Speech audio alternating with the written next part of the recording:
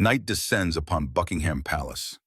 A cold wind sweeps across the empty square, dragging with it a thick mist that clings to the ancient walls.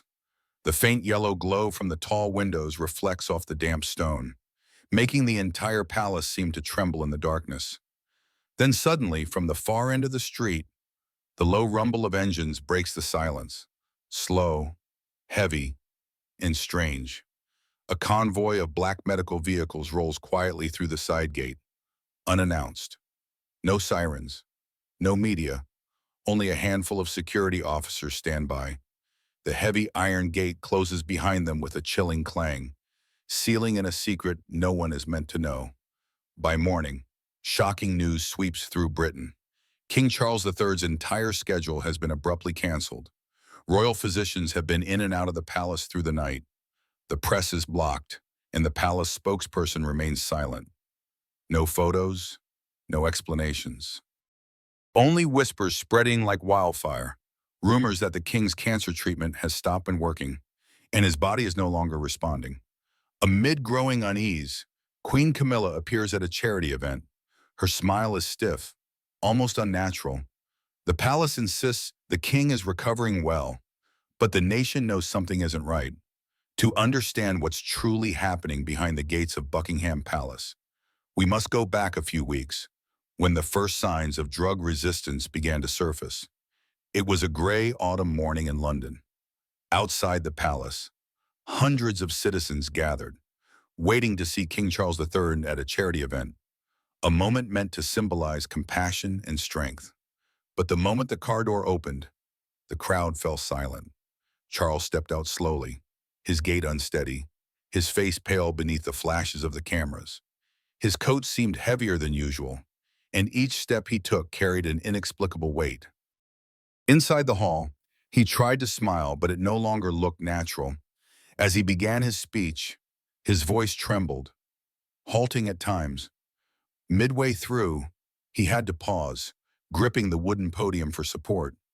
At first, the audience thought he was merely tired, but when he leaned back slightly, took a deep breath, and motioned to his private secretary, the mood in the room shifted.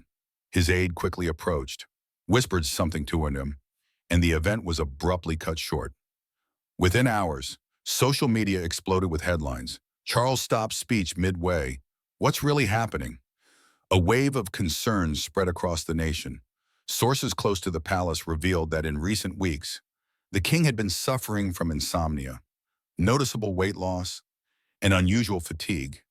He skipped breakfast often and lost weight without any change in diet. His personal physician, Dr. Jonathan Reeves, reportedly ordered additional tests after detecting anomalies in the latest medical results. But those results were never released. All the press received was a brief, cold statement. The king requires additional rest to ensure his well-being. No further details, no time frame, no cause. Even palace insiders were ordered to maintain absolute silence. A longtime staff member at Clarence House whispered privately to a reporter, "The atmosphere has changed. Doctors come and go every day, but no one talks. We've all been told, don't ask, don't speak, don't stare for too long." Meanwhile, medical experts appeared on television, questioning the progress of the king's treatment.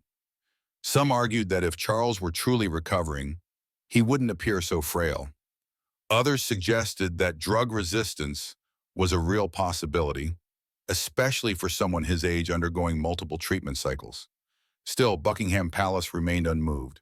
No denial, no confirmation. Only the careful phrase, "The king continues to perform his duties as able." A diplomatic line, one that says everything and nothing at all. That silence only fueled the rumors further. Some claimed Charles had been briefly hospitalized to adjust his treatment. Others insisted he was suffering severe side effects from the medication.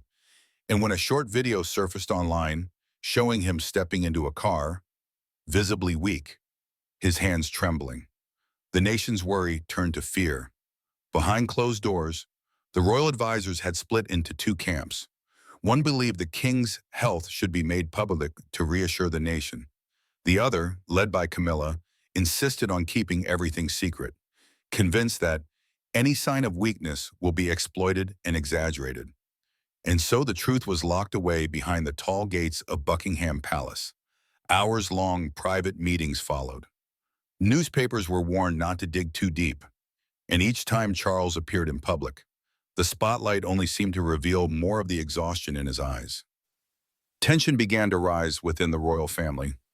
Prince William was said to have directly questioned his father's doctors, only to be met with absolute silence. Meanwhile, Camilla, who had begun taking the king's place at public events with increasing frequency, remained eerily calm. She smiled, shook hands, and told everyone that all was well. But behind the mirrored doors of Charles's bedroom, the medical lights stayed on through the night. British media began asking the inevitable question. If everything's fine, why hide it? Public opinion split in two. Some believed the king was simply recovering from an exhausting treatment phase. Others were certain the palace was concealing something far more serious. As pressure from the press mounted, the royal spokesperson was forced to hold a briefing. It lasted barely a few minutes. No new information, no photos, no medical update, just one cold, clinical line. The king requires more time to rest. That statement did nothing but pour fuel on the fire. Inside the palace, unease grew. Meetings were postponed indefinitely. Official duties were scaled back. And Charles spent most of his time alone in his private quarters. The walls of silence surrounding him thickened by the day, and even his most loyal staff began to doubt. Then one morning, as rumors about the king's health spread like wildfire, a classified medical report was delivered urgently to the palace. According to an insider, it was the kind of document that could make even Camilla freeze when she reached the final line. But instead of sharing it with the Royal Advisory Council, Camilla chose to lock the report away in her private safe. A few days later, King Charles vanished from public view entirely, and that was the beginning of all the secrets. London was cloaked in fog that night. On the top floor of the Royal Hospital, lights still burned past midnight. Inside, papers were signed in haste, red seals pressed onto thick files, cold and weighty. A sealed document, slipped into a silver envelope bearing the royal insignia, was handed discreetly through 2 layers of security before disappearing down a restricted corridor reserved for high-profile patients. When the laboratory doors closed, no one spoke. The only sound was the scratching of a pen across paper. Then came a short, devastating line that made everyone freeze. Treatment protocol no longer effective. One doctor stood motionless before the monitor. He removed his glasses, set them down, and murmured quietly, "The king's body has developed resistance to the medication." No one replied. They all understood what that meant. Every record was encrypted and sent through a private channel before dawn. No copies saved. At nearly 2 a.m., an armored vehicle from Clarence House pulled up to the hospital gates. The courier, dressed in a long overcoat, said nothing as he presented his special clearance badge. Inside his case was the report, sealed in a red envelope marked C1. Rain began to fall as the car drove away. Street lights shimmered on the wet pavement, scattering into trembling streaks of gold. At Clarence House, the only person authorized to receive the document was Queen Camilla. She sat in her study, surrounded by dimly lit portraits, a cup of tea long gone cold. A servant entered silently and placed the envelope on her desk. She didn't open it right away. After a few minutes of stillness, a silver letter opener sliced through the seal with a faint tear. Inside were 5 pages of dense text and detailed charts, all signed by the hospital's chief physician. The report read, "Treatment response has declined significantly. Current therapy no longer effective. Success rate of alternative protocol below 30%. She set the papers down, picked up the phone, and ordered her private secretary to summon the royal medical team for the next morning. Her final instruction was brief, her tone unwavering. No one is to tell Prince William. The next morning at Buckingham Palace, King Charles's entire public schedule was canceled.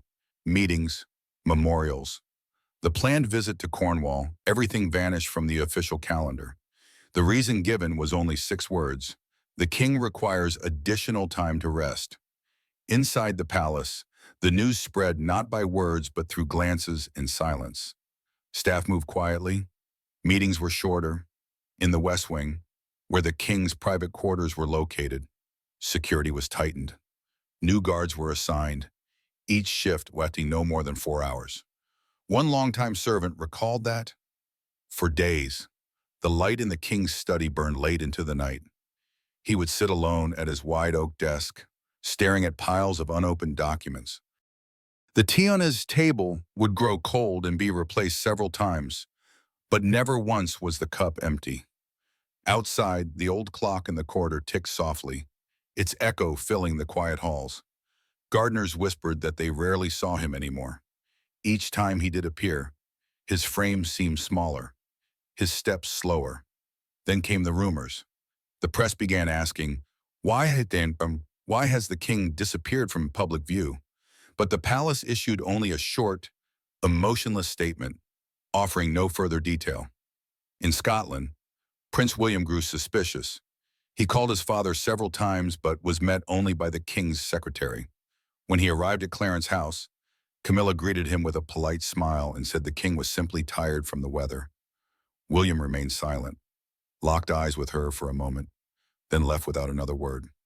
3 days later, a small convoy of vehicles left the Royal Hospital in London and headed toward the palace. Inside were 3 physicians and a black case secured with dual locks. The cars moved through the night without sirens, without flashing lights, stopping only at the side entrance to Buckingham. From that moment, the entire West Wing was sealed off. Only the Royal Medical Advisory Team was allowed in or out. Phones were confiscated at the end of each shift.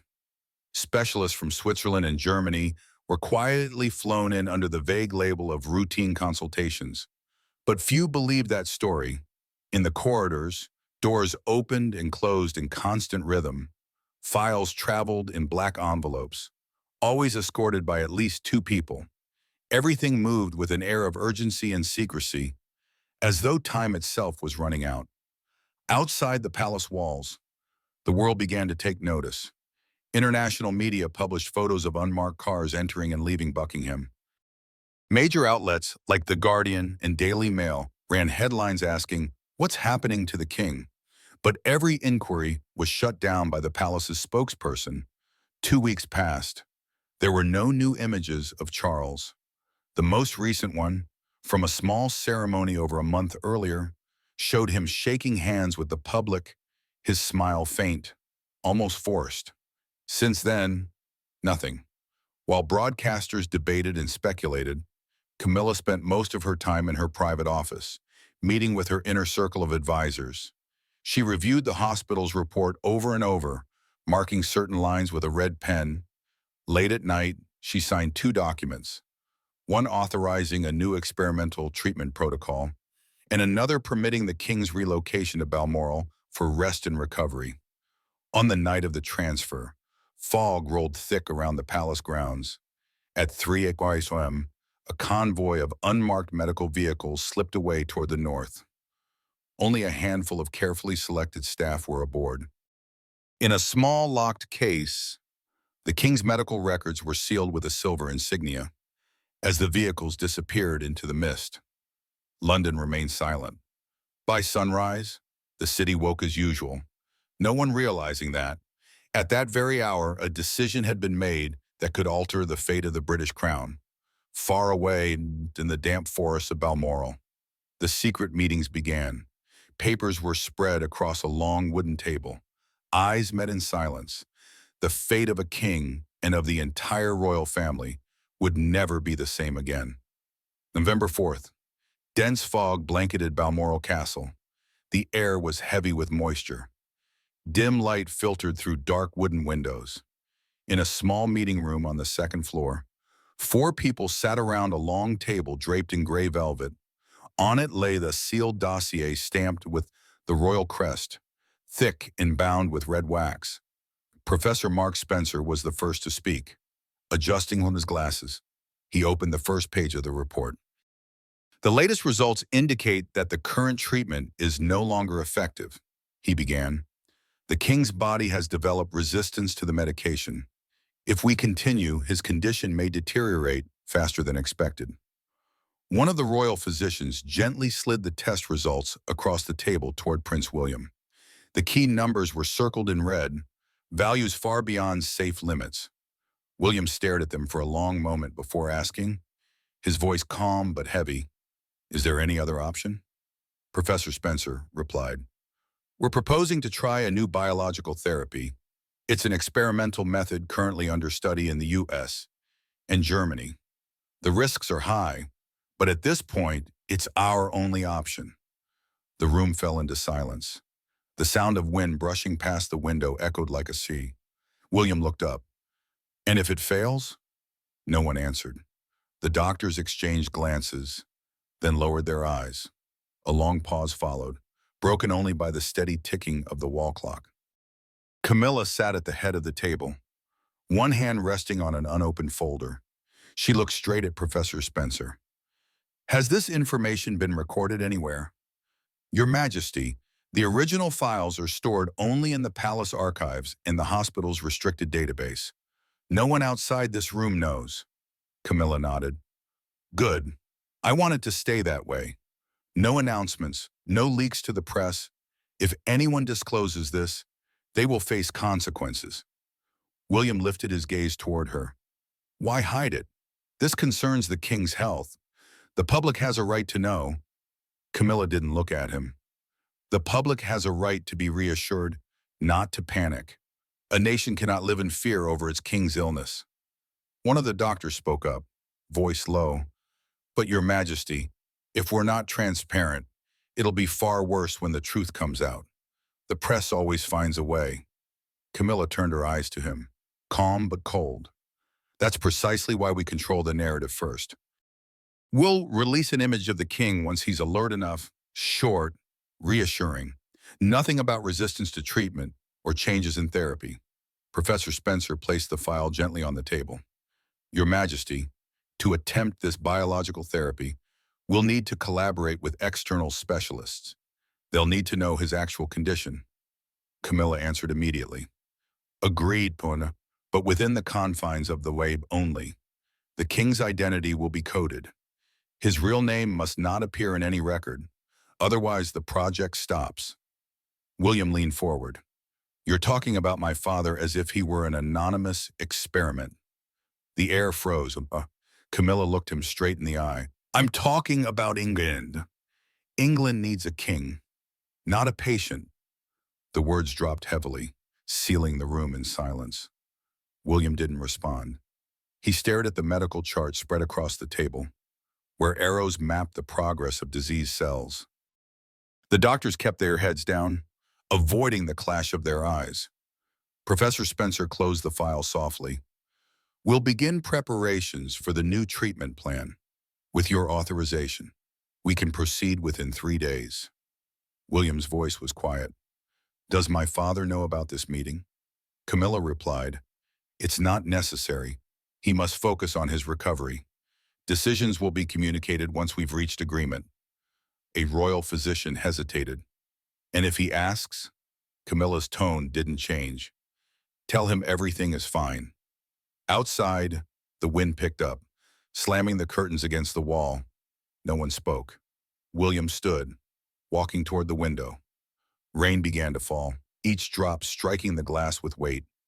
He said slowly, "Hide the illness, conceal the truth, and hope it disappears. History has never been kind to those who try that." Camilla said nothing. She only turned the ring on her finger, its pale gold glint reflecting off the table. Professor Spencer Parry gathered the papers and signaled the other doctors to leave.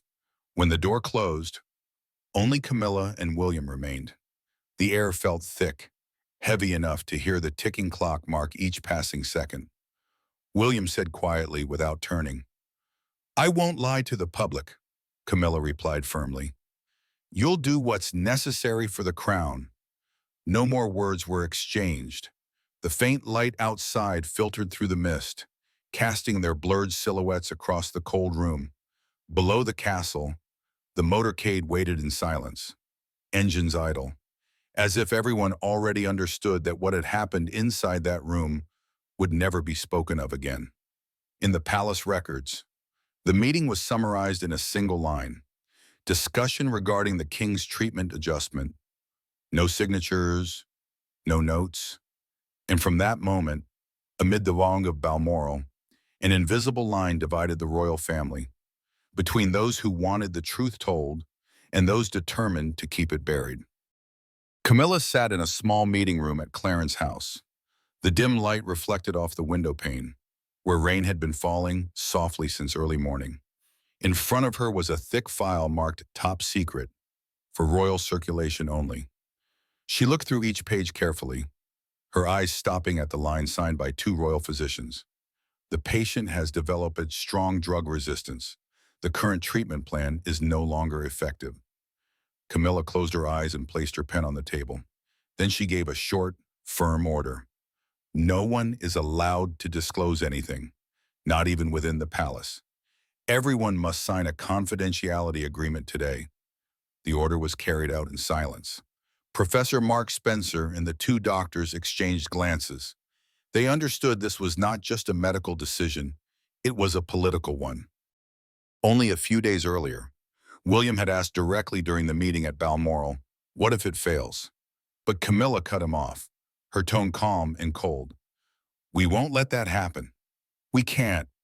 The confidentiality agreements were signed, but worry spread like thin smoke. A week later, the palace's internal security system detected an email sent from an anonymous address, attaching part of an unpublished medical report. Inside it was a single damning line. The patient showed signs of drug resistance since early in the month, but the decision to delay the announcement was made at Queen Camilla's request. Just that one line, and everything exploded. That morning, the front page of the Daily Mail ran the headline, "What is Camilla hiding in King Charles's medical records?" Soon after, a flood of other newspapers followed suit, even emphasizing that the palace deliberately delayed the announcement by at least 2 weeks. On social media, the hashtags #WhereIsTheKing and #CamillaLies shot to the top within hours. Thousands of comments poured in, some demanding, "William must speak up," others calling to end the royal cover-up. Public outrage was boiling over. Meanwhile, the palace's response came unusually slowly. The official statement was only a few lines long. The king's health is being closely monitored, and any information outside of official sources should be regarded as speculation. But those dry, formal words did nothing to calm the anger. Instead, they convinced many that the palace truly was hiding something. Camilla became the center of criticism. The media called her the power behind the throne, and a woman who places the crown above compassion. An inside source quoted by The Guardian said, "She fears that revealing the truth now would shake the throne. Britain cannot endure another shock." Inside the royal family, the atmosphere grew heavy. William's advisors urged him to remain silent, at least until the storm passed. But William refused. He had long suspected that what Camilla was doing went far beyond protecting the royal family's reputation. He remembered that meeting at Balmoral, the day she said, without hesitation, "The public doesn't need to know everything. Britain needs a king, not a patient." That sentence haunted him. And now, as events unfolded exactly as he had feared, William decided to act. He summoned his two most trusted advisors to Kensington Palace and ordered a full review of the king's medical files, treatment schedule, and even the list of people who had direct access to the king over the past month. No one knew his exact purpose, but William's words were clear. "I need to know the whole truth, even if it costs someone everything." Meanwhile, Camilla maintained complete silence. She did not appear in public, nor did she issue any explanation. Some reports claimed she was staying at Mill House, her private residence in Wiltshire, where she often retreated to escape media storms. But those close to her insisted Camilla wasn't hiding. She was planning a counterattack, preparing to reshape the narrative and reclaim control of the story. A new media strategy was drafted and sent to senior advisors. In it, Camilla ordered that the narrative must shift towards sympathy emphasizing the royal family's role in maintaining stability during challenging times. But before the plan could even be launched, another wave of headlines struck. BBC reported that the royal family is deeply divided over how to handle the crisis. From that moment, Camilla's public image grew even darker. Many began comparing her to the villain in old tales about Diana, the woman once described by the media as a victim of deliberate silence. The contrast made Camilla seem even colder and more distant. A former palace advisor told ITV, Camilla used to understand the power of the media better than anyone. But this time, she miscalculated. No one can control the truth when the entire nation is watching. Those words felt like an omen of a new crisis. The more she tried to keep silent, the deeper the public's suspicion grew. And while Camilla worked to regain control, William was quietly pursuing his own investigation. Silent, but determined. The sky over London was gray, and the cold wind circled the grounds of Buckingham Palace. That afternoon, Outspoken, Prince William entered the private medical wing behind the main building. The corridor was dimly lit by pale white lights reflecting off the cold stone walls. At the far end, Professor Mark Spencer was waiting, holding a thick file stamped with the red seal of the Royal Hospital. No aides, no guards, just two men inside a small, closed room. William sat down, his eyes fixed on the file in front of him. Spencer began speaking slowly, each word heavy. Your Royal Highness, we've checked 3 times. The king's body no longer responds to the medication. The current therapy has failed. The room fell silent. The ticking of the wall clock echoed, sharp and chilling. William clenched his hands and asked curtly, How long have you known this? Spencer replied. Almost 2 weeks. And why am I the heir to the throne, the last person to know? The professor stayed quiet. Finally, he said, By order of the Queen. No further explanation was needed. William understood. In this palace, nothing was announced without Camilla's approval. He stood, turning toward the window that looked out over the misty garden. A tightness rose in his throat, but he said nothing. After a pause, he asked again, If we switch to the experimental biological therapy, what are the chances? Spencer replied in a low voice, Less than 30%. But if we don't, there won't be any time left. William nodded slightly, his gaze distant. I want every report sent directly to me. No intermediaries. Spencer simply said, Yes, Your Royal Highness. The meeting ended without a handshake. As William stepped out, he stopped before the bronze statue of Queen Elizabeth II in the corridor.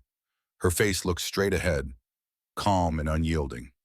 In that moment, William realized he was standing between 2 generations, one that represented truth and honor, and another that was determined to hide everything. That evening, the palace lights were still on, but the atmosphere was different. Staff moved quietly. Guards rotated shifts earlier than usual. William did not return to his private apartment at Adelaide Cottage. Instead, he went straight to King Charles's recovery quarters. The room was heavily guarded, with 2 doctors standing watch outside. When William entered, his father lay on his side, pale and breathing heavily. Charles slowly opened his eyes at the sound of footsteps. William. His voice was so weak it could barely be heard. William sat beside him and held his hand. I'm here, Father. A long silence followed. Charles looked up at the ceiling and spoke softly. I knew this would come. The body cannot defeat time. William replied in a low tone. I spoke to Spencer. He said the treatment no longer works. Charles nodded faintly. I suspected as much. My body's been reacting strangely. Everything's slipping out of control. He paused, struggling for breath. William, listen to me. When you stand between the truth and the image of the crown, choose the truth, because only truth keeps the crown alive. William looked into his father's eyes, saying nothing. Inside him, the words cut deep, painful but awakening. When William left the room, the clock had just passed 11. Outside, the wind blew harder, scattering leaves across the courtyard. He walked through the long hallway leading to the garden. The same garden where Queen Elizabeth once took her evening walks. His father, once strong and confident in ceremonies, now lay frail and silent, surrounded by secrecy and by those who chose silence over honesty. He stopped by a wall covered in ivy, from where the palace clock tower was visible in the distance. Beyond the gates, faint lights from the press still flickered. They didn't know what was happening, but William did, and he understood that if he kept silent any longer, the truth would be lost forever. On his way back to his office, he called his private secretary. "Prepare the king's full medical summary. I want to review everything before morning." "Yes, your Royal Highness. And what about the Queen?" William paused, his gaze turning toward the building where Camilla was staying. "No need to inform her, not yet." He hung up and walked quickly down the corridor. In his mind, his father's words echoed again. "Choose the truth." At that moment, William knew his father hadn't just been speaking about illness, but about a monarchy slowly sinking into darkness. The next morning, a light rain fell over London. The media remained quiet, as the palace had released no new statements. But inside, William's closest aides sensed a change. He was no longer as composed as before. Every decision came faster and firmer. One assistant asked softly, "Your Royal Highness, shall we coordinate with the Queen's office on media matters?" William replied shortly, "No. From now on, every statement about the King's health goes through me first." That decision was a silent signal. From that moment on, he would no longer let anyone, not even Camilla, control the truth. And though he knew that revealing it could shake the entire monarchy, William understood it was the only thing his father would have agreed to. The next morning, the London sky was dull and heavy, with dew still clinging to the roofs of Buckingham Palace. As the sun rose, the headlines exploded across every major newspaper. The front pages of BBC and The Guardian read, "King Charles resistant to medication. Treatment has failed." The news spread within minutes, from street cafes to the giant screens at Trafalgar Square. Outside the palace gates, hundreds gathered. Some carried flags, others lit candles. A few held trembling signs that read, "God save the King." Police were deployed to maintain order. Yet the air was thick with worry and sympathy. Inside the palace, Camilla stormed into the private meeting room and threw the newspaper onto the table. "Who did this?" Her voice echoed through the room. She didn't need an answer. Her eyes locked on William. He stood tall and calm, replying evenly, "The people have a right to know." The air turned heavy. Camilla clenched her fists. "You don't understand. The crown cannot survive another storm of pity." William looked at her, saying nothing. The conversation ended in silence, but the fracture between them had never been clearer. Camilla left the room, walking briskly through the cold stone corridor. When her car pulled out from the side gate, cameras flashed wildly. In one photo, she was seen wiping her eyes. No one could tell whether it was fear or fury. On social media, thousands of comments erupted. Some wrote, "Arsuto, William did the right thing, at least he's not lying to the people." Others defended her. "Camilla is only protecting the royal family." The nation split in two. One side saw William as a symbol of responsibility. The other viewed Camilla as the manipulator of power. The palace released a late statement, brief and cautious. "His Majesty is continuing to receive intensive treatment." But no one believed the vague words anymore. Outside the gates, people stood in silence as the wind blew through the bouquets laid against the black iron fence. Amid the storm, the royal doctors quietly entered the restricted medical ward. On the table lay the new plan, an experimental biological therapy, the final gamble for King Charles's life. Within the cold stone walls of Balmoral, the private medical chamber was sealed off completely. The pale white light cast across the king's face, a face that once smiled warmly at the public, now strained with shallow breaths and faint, uncontrollable tremors. The gene-based biological therapy, the last proposal from the medical board, officially began. No one except the senior medical team and Queen Camilla was permitted to enter. In the first hours, The king's body reacted violently. His blood pressure spiked. His temperature fluctuated erratically. The doctors stood watch all night, the steady beeping of the heart monitor slicing through the silence. Camilla sat by his bedside, her eyes heavy, clutching the familiar Scottish wool blanket. She refused to leave, allowing no one else to come near. When William arrived, the guard stopped him cold at the door, a father and son separated by an order from within. The sight left everyone in the castle holding their breath. Outside, Balmoral was shrouded in mist, the wind whispering through the pines like a sorrowful hymn. Every passing hour, they waited for a signal from the medical room, a miracle, however faint. 12 hours later, Charles's blood levels began to show slight improvement. Dr. Spencer exhaled in relief and noted in the file, initial response positive. The news leaked out faster than any official ban could stop it. British media quickly reported it as a light at the end of the tunnel, praising the king's resilience. The public's tension softened, and prayers flooded social media, as if the whole nation was holding its breath together for a miracle. Yet Dr. Spencer remained grave. In a private briefing, he murmured to his team, "We haven't won. This is only the beginning. The therapy could heal him or push him to the brink." The room fell silent. No one dared speak another word.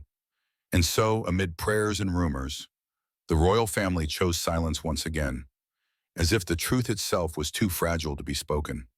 That silence, within the P of the Scottish Highlands, stretched beyond the king's chamber and across all of Britain. No one knew whether a miracle was coming, or if this was simply the calm before the next storm. Perhaps the king would recover. Perhaps he would not. But one thing was certain. The royal family's real battle was not only against illness, but against the hunger for power, the very force that blurred the line between love and the throne. Amid the faint glow of Balmoral's chamber, as prayers whispered through the night, one truth became clear. Camilla was not just a worried wife. She was the keeper of the kingdom's secrets, the one who decided who would know the truth and who must remain silent. And if King Charles were to recover, who would he trust more? Camilla, the woman who controls everything, or William, the only one brave enough to speak the truth? When that day comes, and the king learns what has been hidden from him, what do you think will happen to Queen Camilla?